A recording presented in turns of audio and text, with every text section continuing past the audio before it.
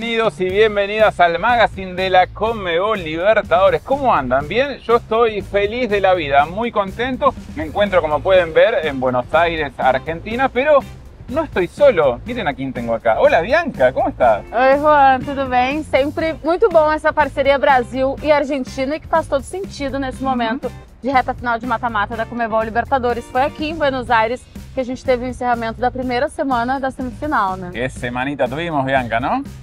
Dois jogaços, um com muitos gols, um com uma vitória magrinha, mas duas vitórias, dois times que já estão um pouquinho à frente nessa briga pela vaga para a final. Te invito a ver lo que fue esta semana, Bianca, porque vos lo dijiste, semana fuerte, intensa, con dos buenos partidos, un equipo que ya casi está en la final, pero que todavía tiene que jugar la vuelta en Río de Janeiro, y el otro duelo un poco más parejo. ¿Vamos a ver lo que sucedió esta semana? Ahora. Dale, vamos.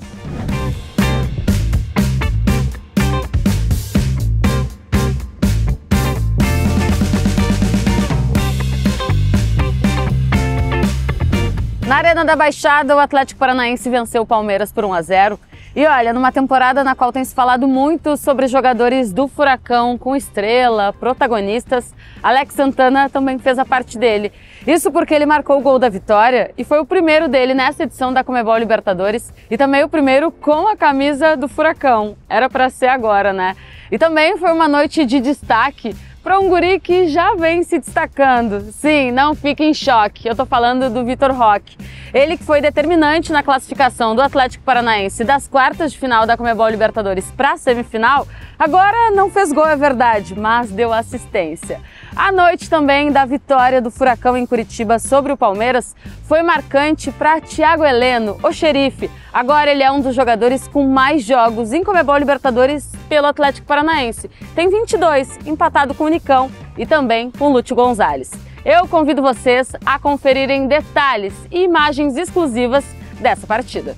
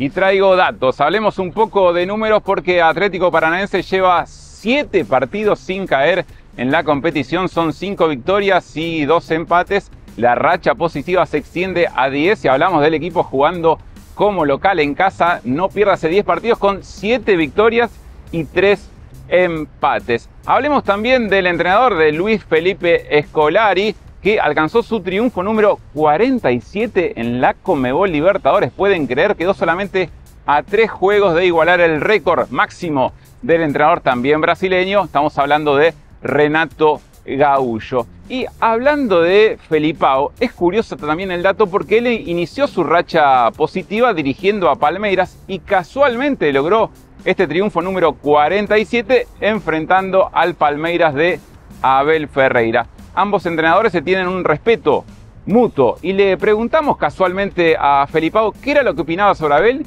y dijo esto.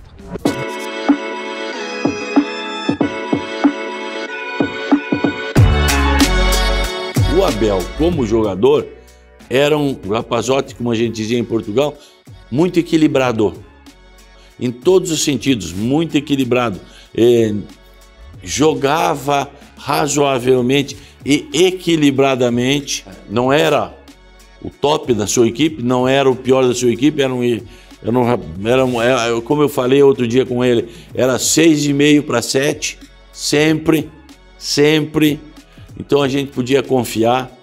E ele era, desde quando jogador, uma pessoa que estava sempre examinando detalhes, vivendo aquela situação de jogador, mas não apenas como jogador, olhando para outros prismas, vendo seus colegas ao lado, participando, ajudando.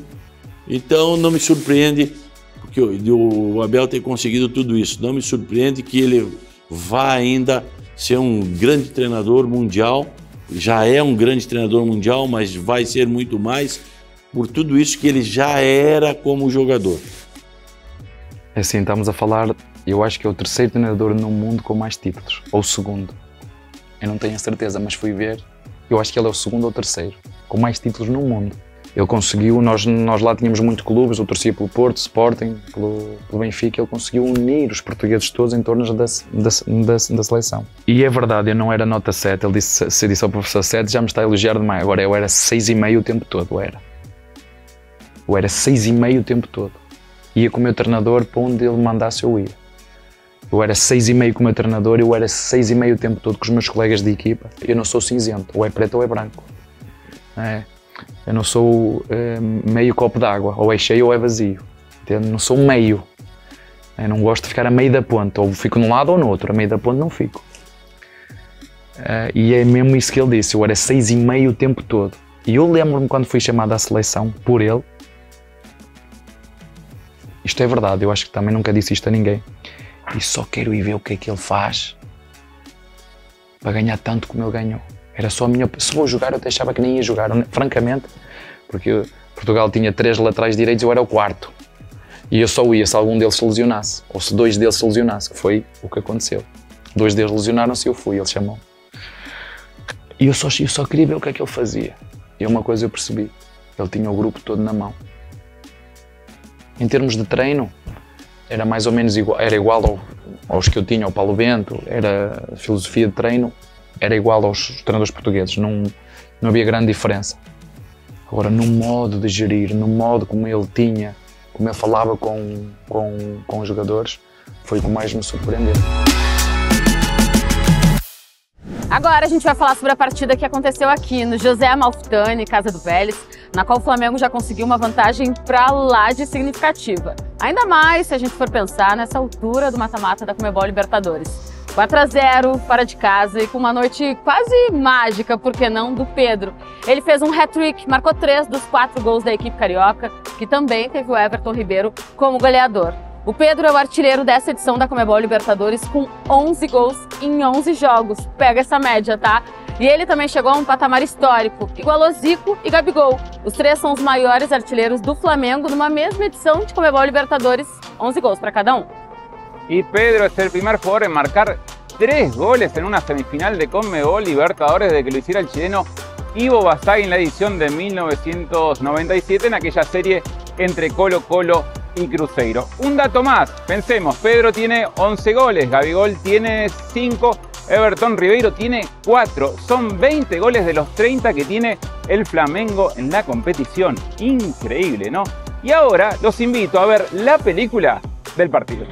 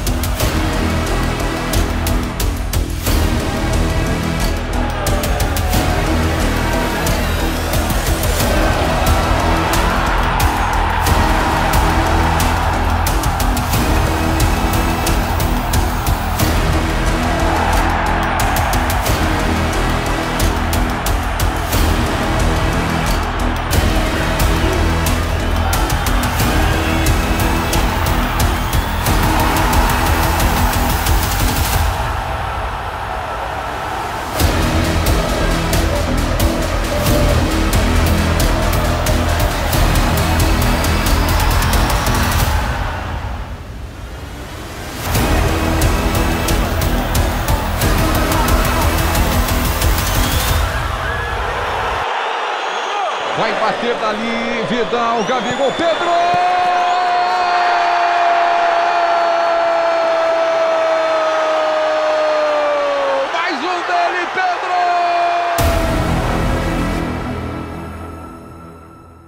Con su victoria ante Vélez, Flamengo alcanza su 6º partido sin derrotas ante equipos argentinos como visitante en la Conmebol Libertadores y extiende a 12 su récord positivo con 6 empates e 6 vitórias. Increíble lo de Flamengo, não?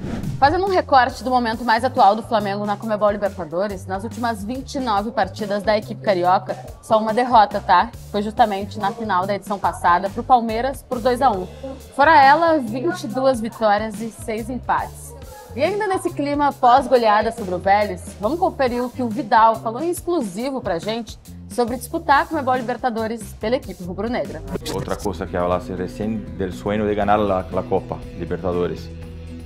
Ya pudiste jugar en Libertadores nuevamente después de años que jugó. Sí, sí. ¿Y qué tal estar como a 3 partidos de este sueño? No, increíble, increíble. Realmente tuve la oportunidad de jugar con Colo-Colo a los 19 años, la Libertadores, que es mucho más difícil aspirar a ser campeón con Colo-Colo, pero tenía un gran equipo. Sí se nos habían ido varios jugadores que no pudimos avanzar más, que llegamos hasta el final y después me fui a Europa a jugar.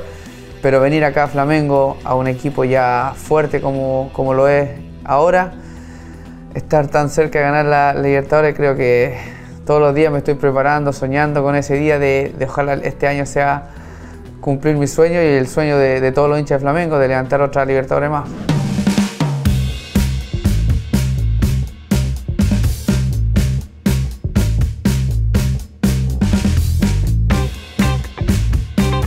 Bueno, já está riquíssimo todo, excelente. ¿Te gustó, Bianca? Gostei muito de tudo, na verdade eu tô bem satisfeita. ¿Por qué no cruzaste los cubiertos como los puse yo? Ah, porque no Brasil é cultural, quando a gente tá satisfeito, a gente deixa assim, arrumadinho no prato. Ah, bien, pero te gustó, te encantó la comida argentina por lo que decís.